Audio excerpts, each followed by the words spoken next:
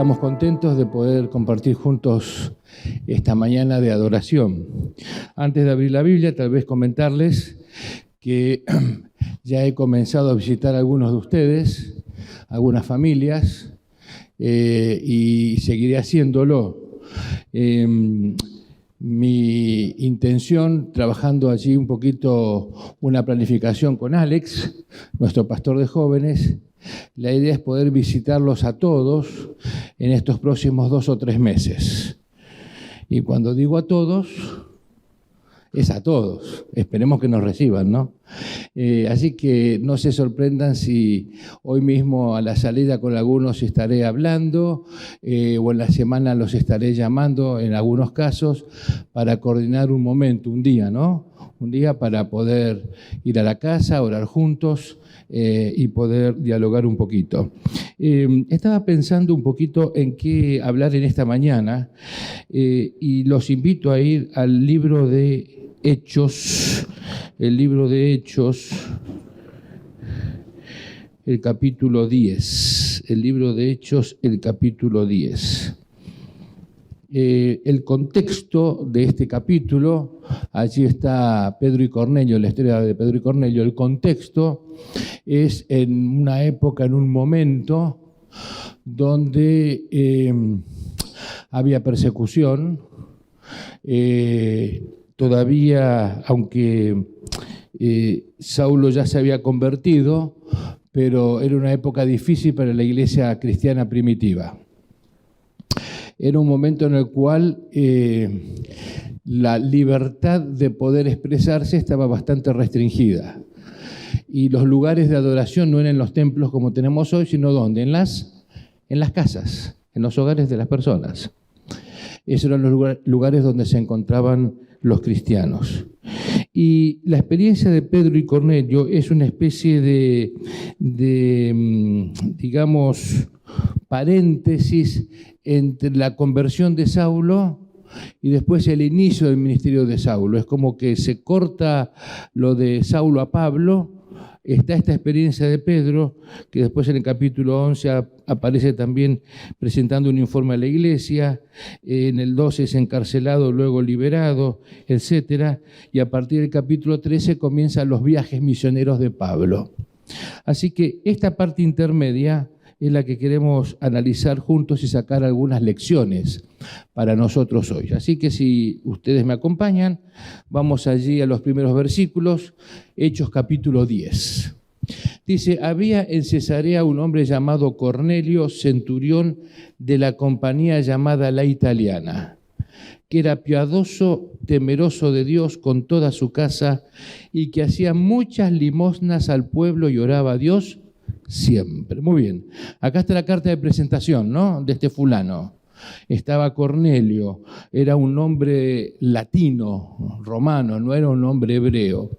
Esta persona seguramente cuando fue comisionada para estar en esta guarnición, ustedes saben que Palestina junto con otras zonas de lo que es el cercano Medio Oriente era controlado por Roma, así que eran como provincias romanas, y algunas eran un poquito más dóciles que otras.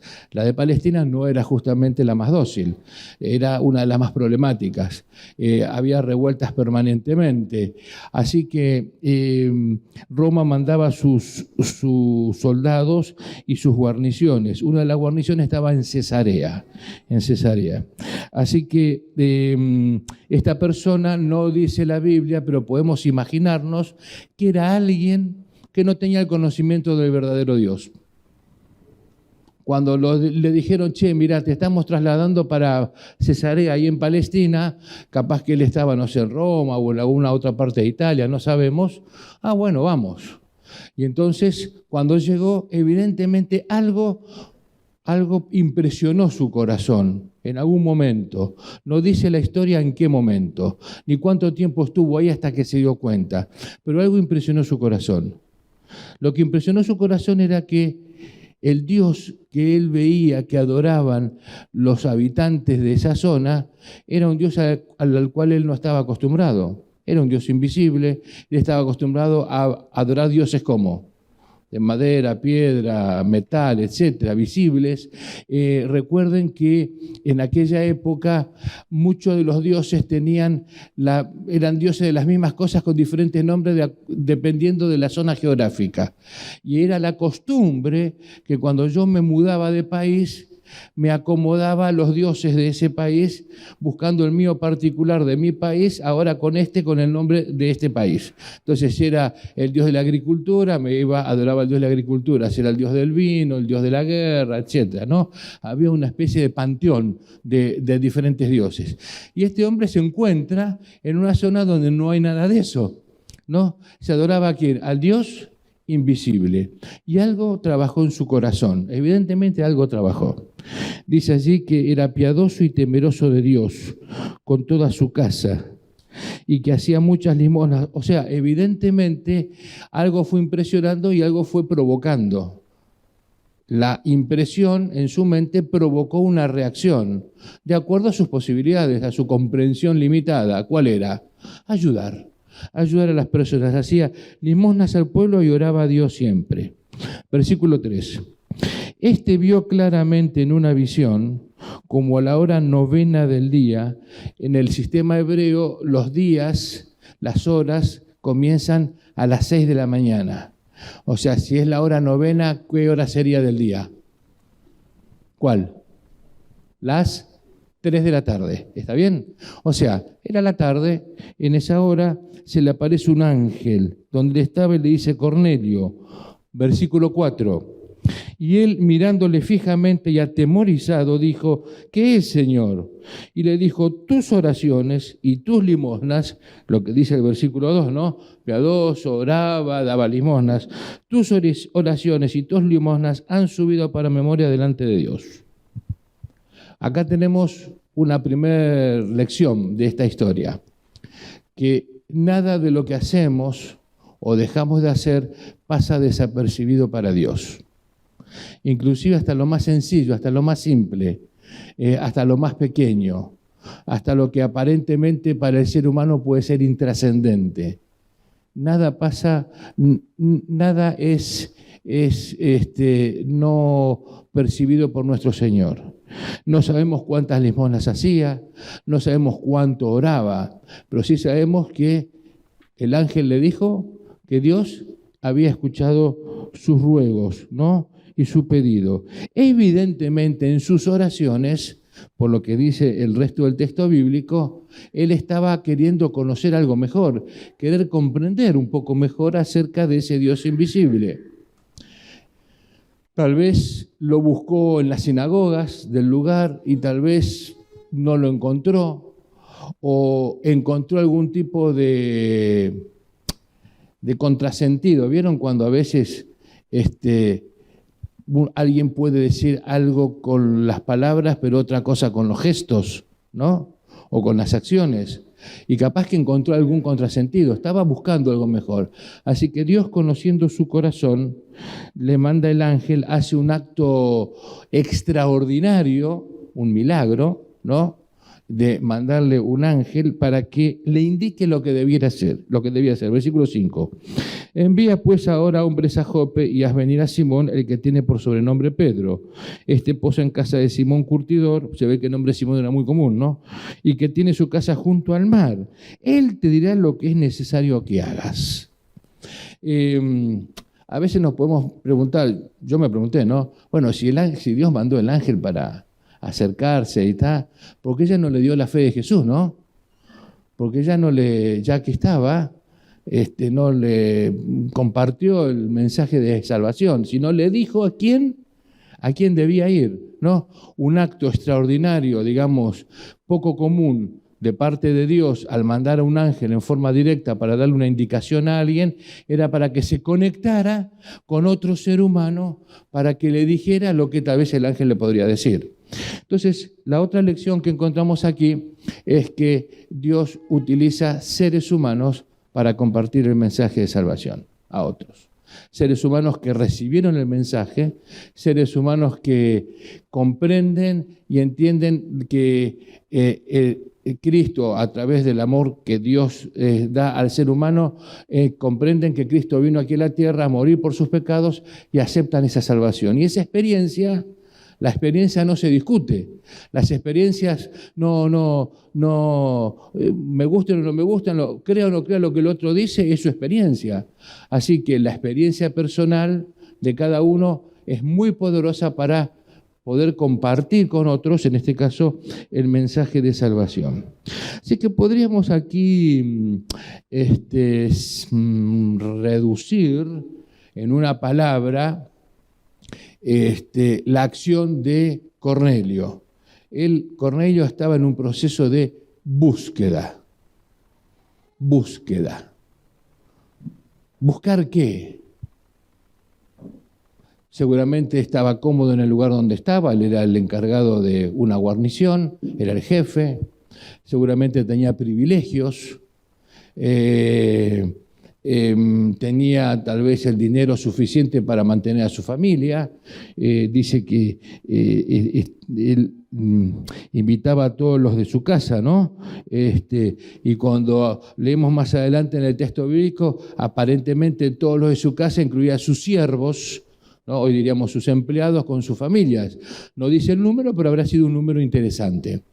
Así que decimos que podemos ver que Cornelio estaba en un proceso de búsqueda de algo. Él se había sentido impresionado al vivir en esa zona y ahora él quería conocer eso que lo impresionó, que era al Dios verdadero, para hacer lo propio, para poder entender mejor. Era una persona con intereses espirituales, que tal vez siempre los tuvo, pero a lo largo de su vida fue aprendiendo más cosas hasta llegar hasta este punto. Podríamos decir que Cornelio representa a aquellas personas a nuestro alrededor, ¿no?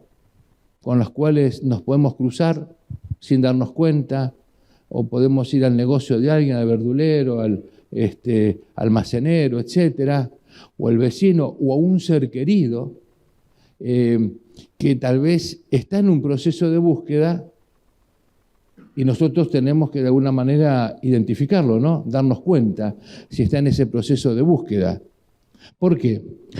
Sigamos leyendo. Dice versículo 7.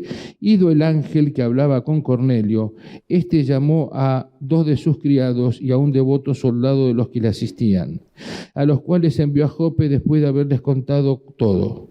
Al día siguiente, versículo 9, ahora viene la segunda parte de la historia, ¿no? Segundo capítulo. Al día siguiente, mientras ellos, o sea, los siervos de Cornelio, iban por el camino, ¿a dónde? A Jope, y se acercaban a la ciudad, Pedro subió a la azotea ¿para qué subió? Dice, ¿para qué? Para orar. ¿A qué hora? A la hora sexta. ¿Qué hora es? El mediodía. La hora donde los jugos gástricos comienzan ¿a qué?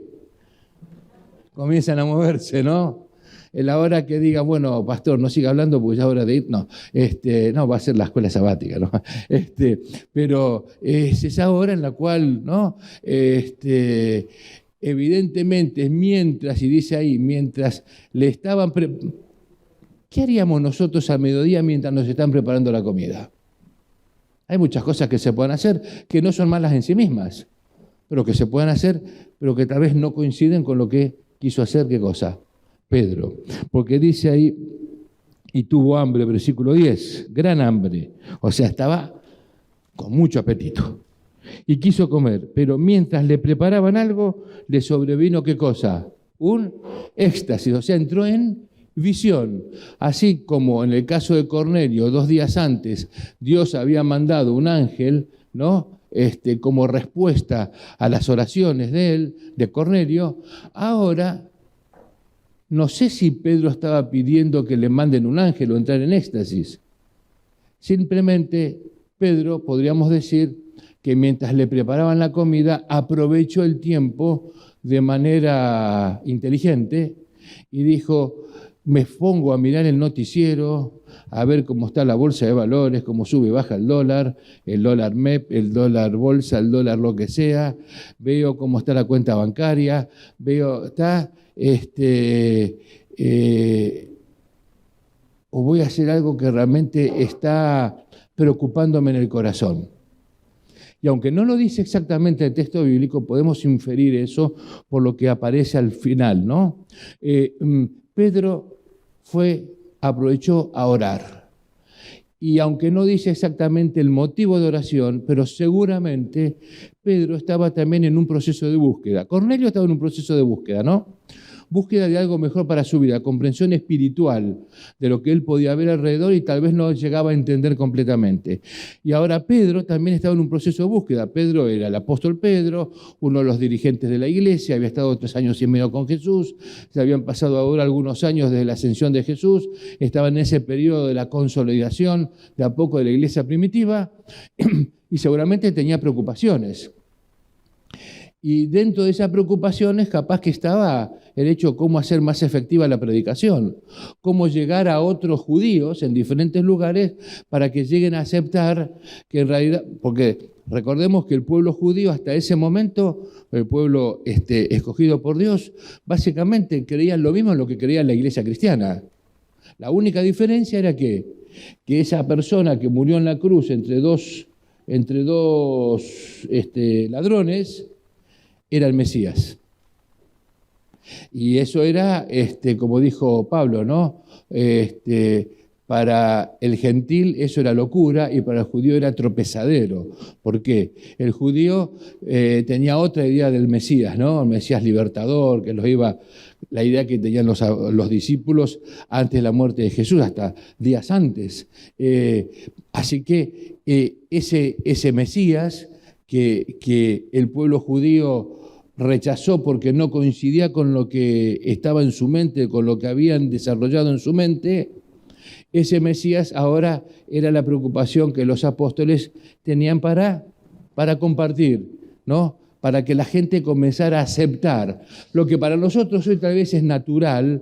Uno va por la calle y le pregunta a alguien, cualquiera, ¿usted es cristiano? Sí. ¿Usted cree que Jesús es el Hijo de Dios? Sí. ¿Usted cree que, y más si lo hacemos cerca de Semana Santa, ¿no? Cerca de la Pascua, ¿usted cree que Cristo vino aquí y murió? Sí. ¿Y usted sabe lo que Él enseña? Y capaz que no.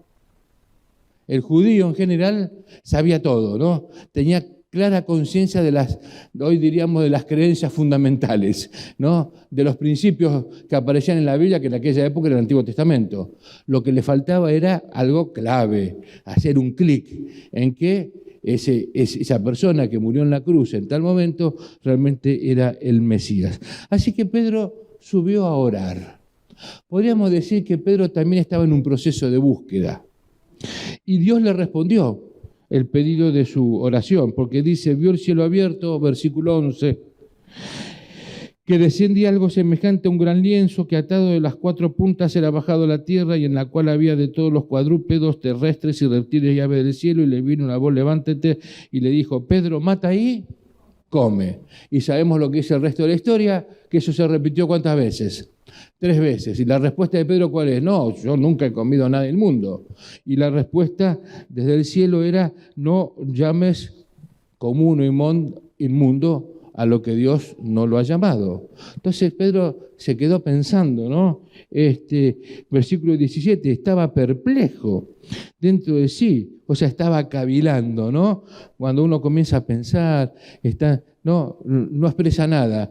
¿Qué fue lo que sucedió? ¿Qué es lo que vi? ¿No? ¿Qué significaría la visión que había visto? He aquí los hombres que había mandado Cornelio llegan ¿a dónde? A la casa, ¿no? A la casa donde estaba, a la casa de Simón el curtidor, el dueño de la casa. Llegaron a la puerta y llamando preguntaron si moraba allí un Simón que tenía por sobrenombre Pedro, y mientras Pedro pensaba en la visión le dijo el Espíritu, he aquí 3 hombres te buscan, levántate pues y desciende y no dudes de ir con ellos porque yo los he enviado. Qué lindo, ¿no?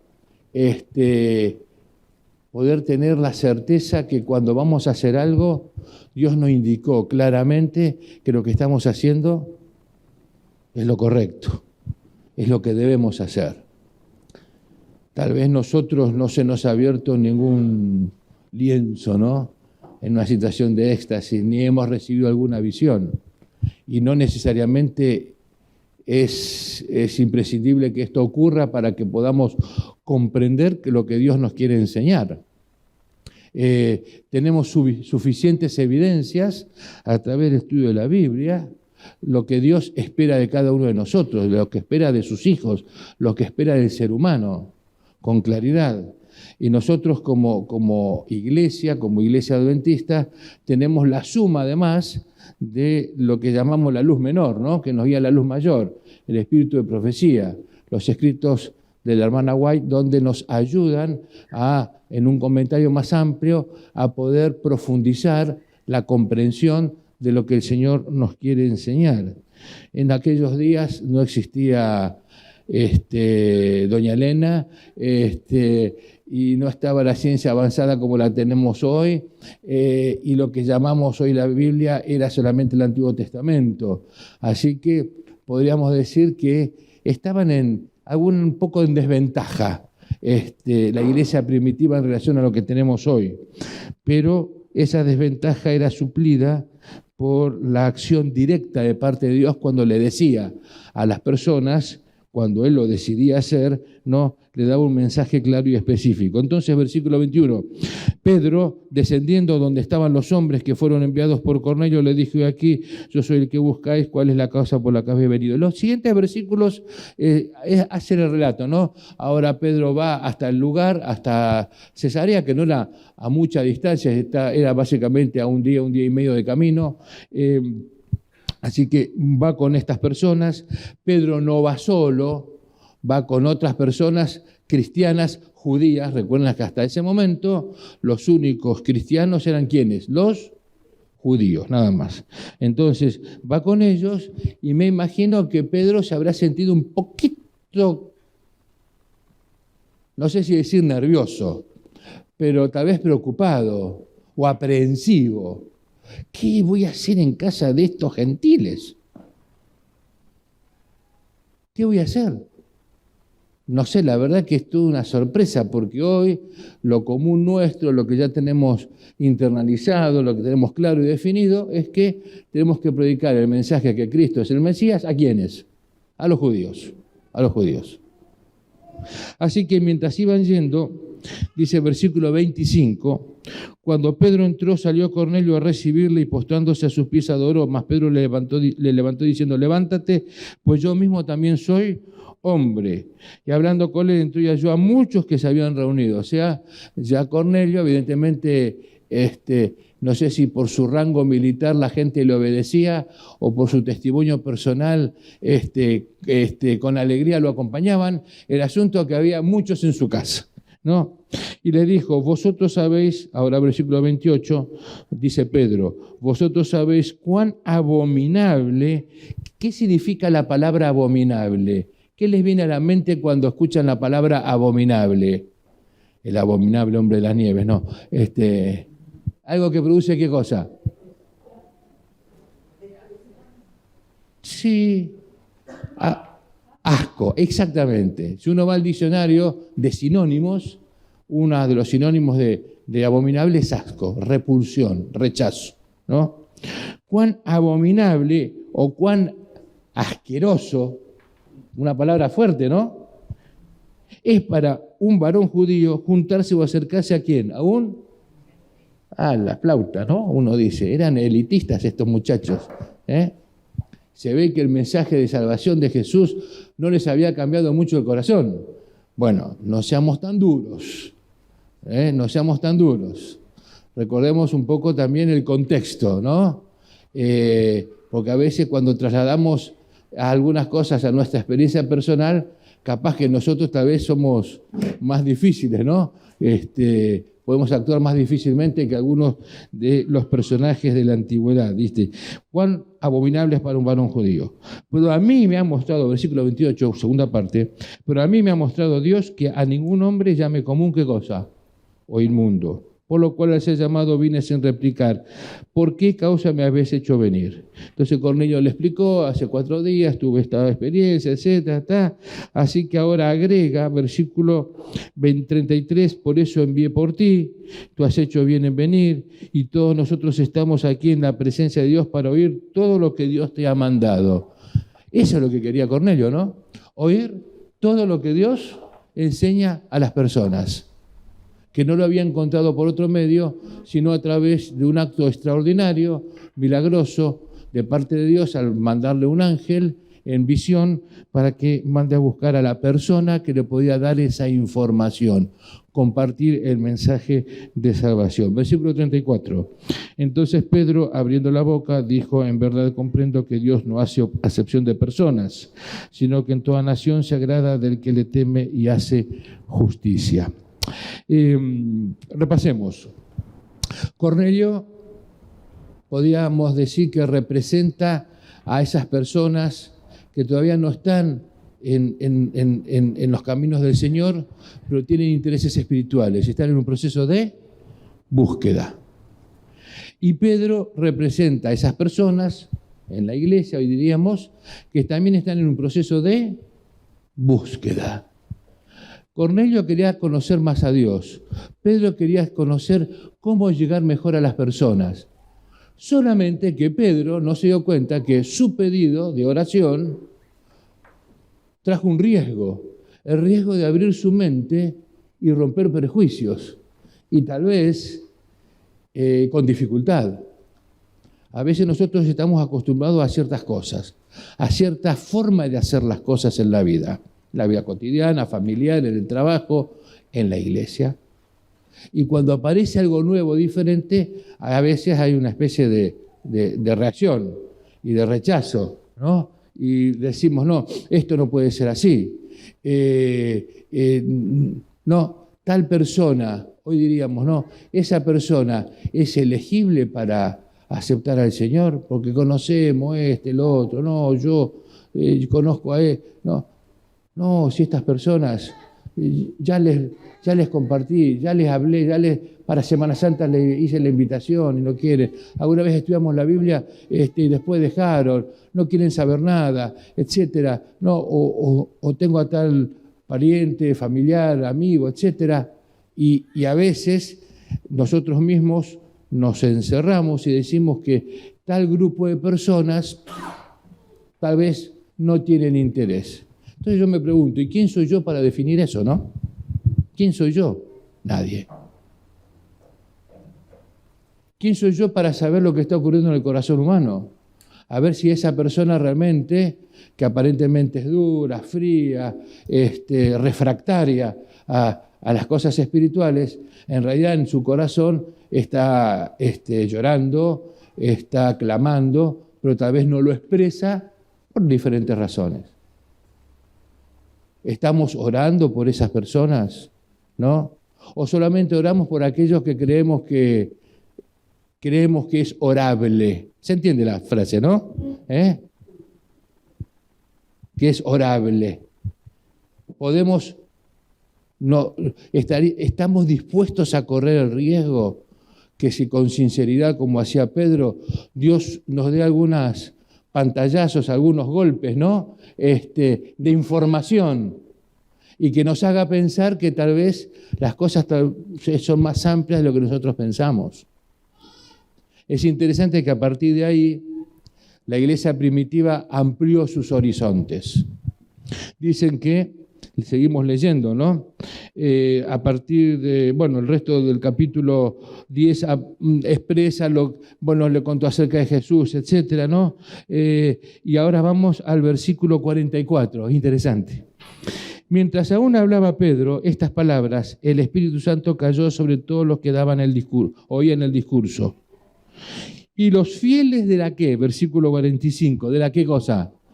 De la circuncisión, o sea, los judíos cristianos, que habían venido con Pedro, o sea, el control de calidad lo había acompañado a Pedro, ¿no? A ver que Pedro, ¿a dónde vas a ir? ¿Dónde te vas a meter? Vamos a ver que no te equivoques, ¿no?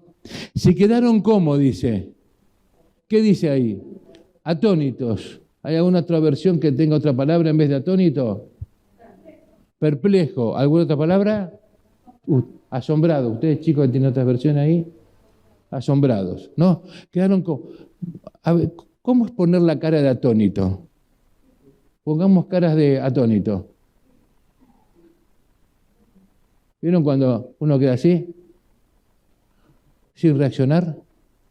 Bueno, quedaron atónitos de que también sobre los gentiles se derramase el don del Espíritu Santo.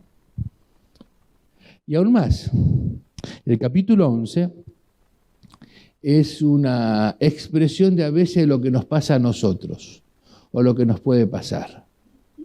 Cuando ocurre algo diferente, algo que se sale de los cánones, de los límites, de lo que estamos acostumbrados, nuestra reacción primera, ¿cuál es? ¿A qué? A usar la sin hueso, ¿no? La que decimos, ¿no? ¿Y entrar a qué? A analizar, vamos a decir, en vez de criticar, a analizar. Y a emitir opiniones de valor. Versículo 1, capítulo 11. Oyeron los apóstoles y los hermanos que estaban en Judea que también los gentiles habían recibido la palabra de Dios. Y cuando Pedro subió a Jerusalén, disputaban con él los que eran de la circuncisión, diciendo: ¿por qué has entrado en casa de hombres incircuncisos y has comido con ellos? Qué bárbaro, ¿no? En vez de preguntarles: che, contanos un poquito, ¿qué fue lo que pasó? Me dijeron que hubo un gran milagro, que no sé qué. No, ¿cómo te atreviste a juntarte con personas que no son, vamos a decir así, no son para que estemos nosotros con ellos? Versículo 4. Entonces comenzó Pedro a contarles por orden lo sucedido, diciendo: estaba yo en la ciudad, y ahí comienza toda la historia que conocemos. Y finalmente, cuando termina de contar, damos vuelta a la página, en mi caso doy vuelta a la página, no sé si nada de ustedes, versículo 18 dice: entonces, oídas estas cosas, callaron, o sea, oído todo el testimonio de lo que había ocurrido, y glorificaron a Dios diciendo: de manera que también a los gentiles ha dado Dios arrepentimiento para vida, para vida. Cornelio representa a esas personas en un proceso de búsqueda. Pedro también representa a personas en un proceso de búsqueda. Pedro, al buscar orientación de parte de Dios para saber, en este caso, cómo llevar el mensaje de salvación, recibió más información de lo que él esperaba. Información que lo hizo al principio, ¿no?, sentirse tal vez incómodo. Pero después comprendieron que los horizontes había que ampliarlos, que las estacas había que extenderlas, y que no era solamente la salvación del Mesías, del Salvador, de Jesús, solamente para los judíos. Ustedes saben que eso pasó también en nuestra iglesia, ¿no? No sé si conocen un poquito de la historia, pero si no, la contamos, y aquellos que la conocen repasamos. La iglesia, nuestra iglesia, después del gran chasco de 1844, el grupo de adventistas mileritas, o sea, no existía la iglesia como tal, sino eran personas de creyentes de diferentes iglesias de protestantes de Estados Unidos que habían aceptado el mensaje que Jesús iba a venir en octubre, el 22 de octubre de 1844, después de ese chasco, donde se habían, digamos, reunido para recibir a Jesús unas 50.000 personas, según los diarios de aquella época, que era esto, el grupo, básicamente la parte noreste de Estados Unidos, de Nueva York hacia arriba, se dividieron en tres grupos. Un grupo mayoritario que se desanimó, que volvió a las sendas antiguas o a antiguos grupos religiosos. Otro grupo que continuó poniendo fechas para la venida de Jesús y comenzaron a tener algunas, inclusive, comportamientos un poco extraños.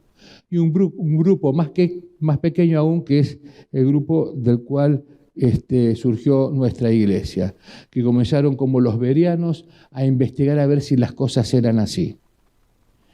Después de 1844, un par de años más tarde, la hermana White se casa con su esposo y poco después, a través de Raquel Oates, el grupo minoritario de adventistas mileritas descubren la verdad del sábado y comienzan a guardar el sábado. Y cuando descubren todo esto y descubren que Jesús, la fecha era correcta, pero el evento no era el correcto, entonces comienzan a predicar esto ¿a quiénes? A aquellos que habían estado dentro del grupo que esperaban a Jesús en 1844. Y entonces solamente le predicaban a ellos. Y decían que era la predicación de la puerta cerrada, o sea, solamente podían llegar a recibir este mensaje aquellos que habían estado esperando a Jesús. Hasta que un buen día, el señor capitán del barco, José Bates, uno de los fundadores de nuestra iglesia, tiene un sueño, ¿no? Tiene un sueño, diciendo que estaba el jefe de estación del ferrocarril ahí en una ciudad, diciendo que la próxima parada iba a ser Battle Creek, en Michigan. Y se despertó y él decía, qué raro, porque esa zona, ahí no tenemos a nadie que haya esperado a Jesús en 1844. Y no sabía que está llegando el tren hasta allí. Y a los 2 o 3 días vuelve a tener el mismo sueño. Así que, impresionado, va a la estación del tren, el lugar donde él vivía, y ahí le dijeron que efectivamente hace algunas semanas se había inaugurado un nuevo ramal, el intento del país, ¿no?, de ir hacia el oeste, ¿no?, conquistando hacia el oeste, hacia que pasaba por esta ciudad de Battle Creek. Así que, pocas semanas más tarde, tomó el tren y fue para allá. Porque dice, algo el Señor me tuvo que decir con esto y no sé qué es, así que voy a Battle Creek. Así que cuando llegó, se bajó de la estación, fue al jefe del Correos del Pueblo, que hoy diríamos, bueno, no sé si ahora, ¿no? Pero en lugar de donde uno quiere saber todas las noticias del barrio, uno va a la peluquería, ¿no? Así que el jefe de Correos era el que sabía quién era cada uno, dónde vivía cada uno, etc. Así que le pregunta a José Bates, ¿me puede decir quién es el hombre más honesto de este pueblo? Sí, el hombre más honesto se llama David Hewitt. ¿Y dónde vive? Usted vaya ahí, saliendo de la ciudad, ahí al campo, no sé qué, tiene su chacrita, está, su cabaña de troncos, ahí vive. Así que fue José Bates, y cuando llega a ese lugar, se encuentra con un hombrón de casi 2 metros de altura, ojos azules intensos, una barba como, ¿no? Dice, intimidante, ¿no? Dice, sí, ¿usted es David Hewitt? Sí. Me dicen que usted es el hombre más honesto del pueblo. Qué buena presentación de colportaje, ¿no? Para vender un libro. Bueno, muchas gracias. Y tengo un mensaje de Dios para usted. ¿Así? Bueno, pase. Hoy no dejaríamos pasar nuestra casa a cualquiera que aparezca por la puerta, pero estamos hablando de 1847, 1848, otras realidades, ¿no? Eran esas cabañas de tronco que era todo, ¿no? Cocina, dormitorio, todo, ¿no? Así que lo hizo pasar y bueno, abrió su Biblia y le habló acerca de la segunda venida de Cristo y del juicio investigador y la verdad del sábado, etc.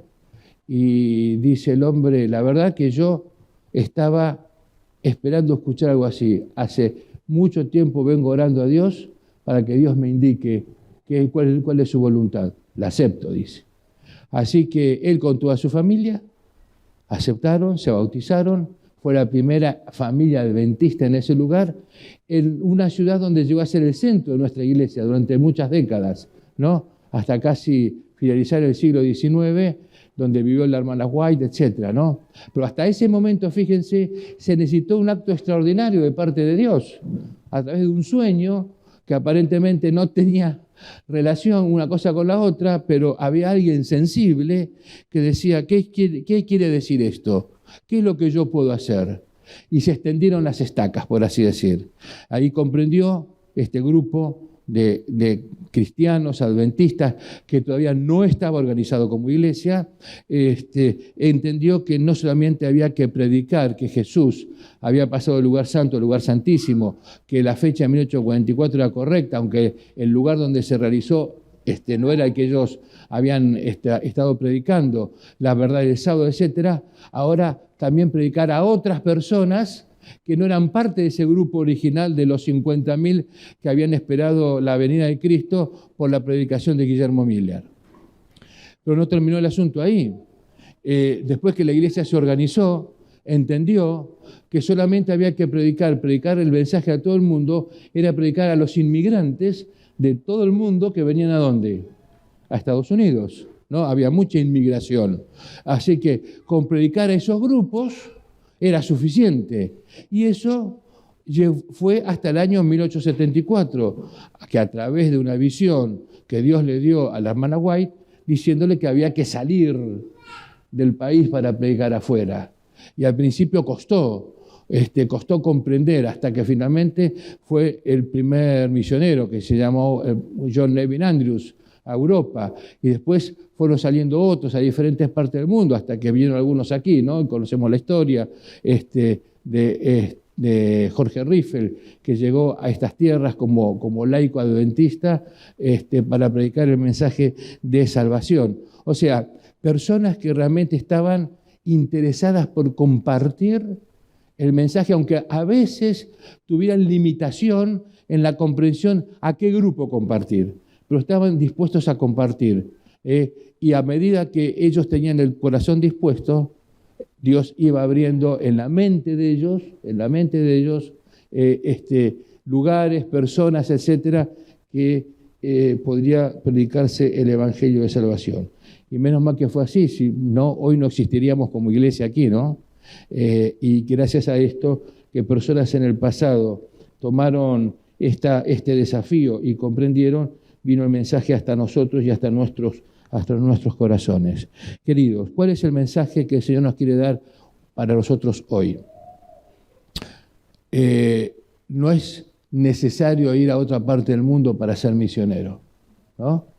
Aunque hoy tenemos el grupo de servicio voluntario, ¿no? Donde muchos chicos y chicas, y no tan chicos, a través de lo que la iglesia ofrece, van a diferentes partes del mundo por algún periodo de tiempo para compartir el mensaje.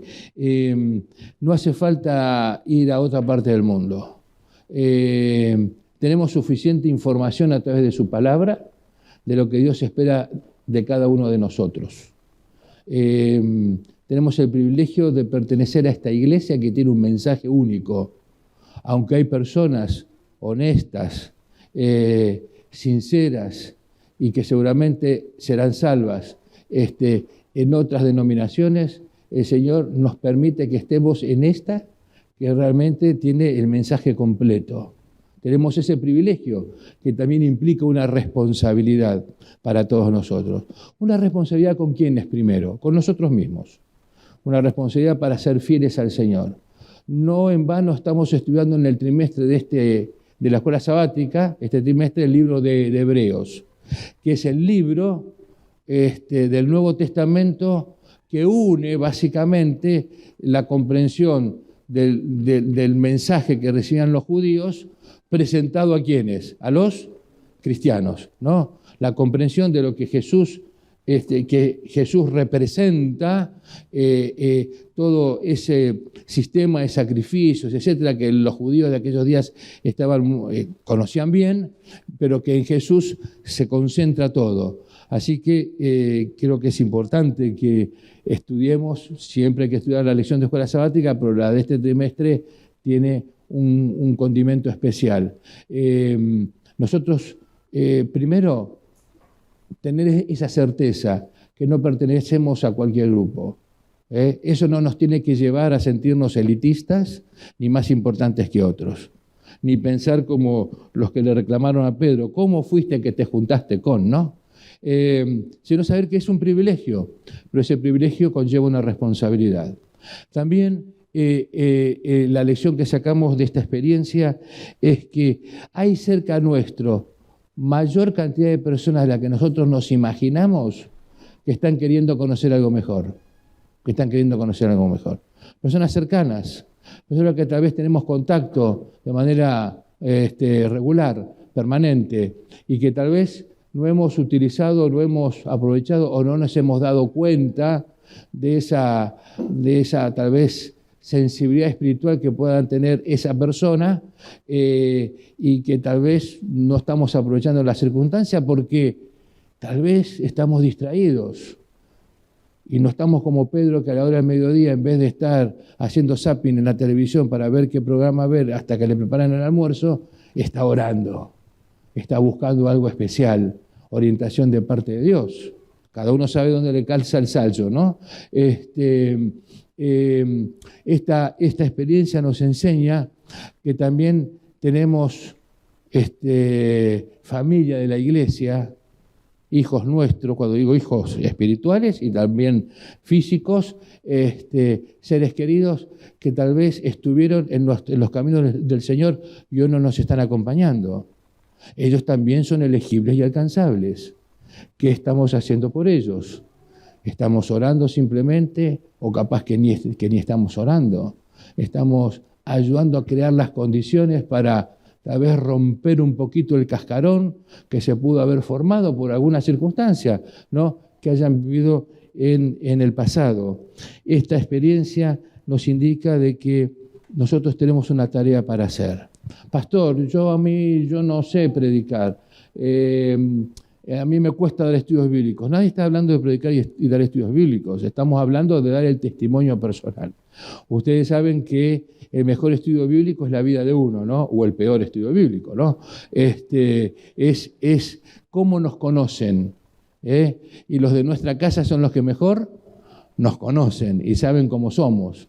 Y saben si somos igual el sábado que el resto de la semana, igual con las personas de afuera que con las personas de adentro, ¿no? Esta experiencia de Pedro y Cornelio nos enseña que todavía tenemos una tarea para hacer, que tenemos un campo por el cual trabajar. Quiero decirles que ustedes saben muy bien que en lista, aquí en la Iglesia de Olivos, somos 274 nombres, que no son simplemente nombres. Son personas con sus luchas, con sus desafíos, seres humanos con ilusiones y con el deseo de seguramente hacer las cosas o a su manera o hacerlas de la mejor manera. Y nuestro sueño, estábamos el otro día conversando con Alex, nuestro pastor de jóvenes, nuestro sueño dentro del plan de visitación que queremos hacer a todos, inclusive a los que no están viniendo, es poder, como dijo ¿Dónde estás, Roy?, que al principio no éramos tan poquito y ahora no, hacer que esto vuelva a llenarse, no simplemente para que el templo esté lleno, sino porque estar juntos en el templo no nos salva, el que nos salva es el Señor.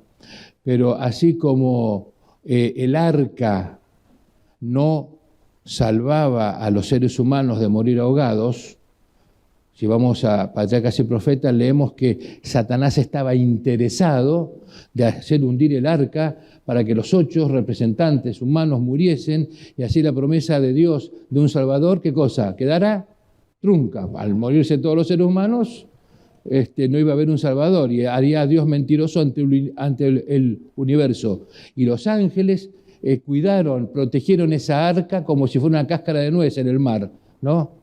Pero para salvarse y no morir ahogado había que estar afuera o adentro del arca. ¿A dónde había que estar? Adentro. Aunque el arca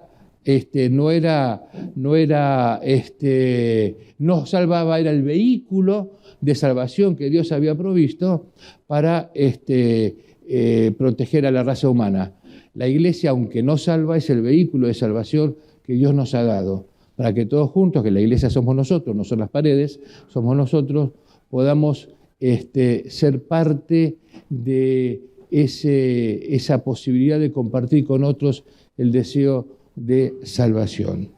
Que Dios nos ayude para que esta experiencia de Pedro y Cornelio la tengamos presente, que podamos ser como Pedro para visualizar a los Cornelios que puedan estar cerca nuestro. A veces es fácil orar por las misiones que están en la otra parte del mundo, pero tenemos mucha gente cercana. ¿Que todos van a responder positivamente? Seguramente no. ¿Que algunos que van a responder nos van a sorprender? Seguramente que sí. Pero si nosotros no intentamos y no hacemos nuestra parte, no nos damos cuenta que todos nosotros somos parte, ¿no? Como si fuéramos una gran familia, un gran cuadro, ¿no? Una gran orquesta, cada uno tocando su instrumento. Somos parte de este plan de salvación para otras personas. Al entender esto, no solamente estaremos más cerca del Señor, los problemas, las dificultades, los desafíos que tal vez se nos presenten en la vida cotidiana van a ser más llevaderos, comprenderemos mejor lo que Dios quiere hacer con nosotros y a través de nosotros. Que Dios nos bendiga para que esto pueda ser claro en nuestro corazón. Cuando vayamos a visitarlos, seguramente le vamos a preguntar, ¿no?, si tienen a alguien por el cual nosotros podamos orar, o tal vez visitar a alguien que estuvo, o alguien que tal vez nunca estuvo en los caminos del Señor, pero que a ustedes les gustaría que realmente tengan esa posibilidad. Y juntos trabajaremos para que como iglesia podamos crecer espiritualmente y también ayudar a crecer a otros, para que cuando Cristo venga todos estemos preparados. Amén.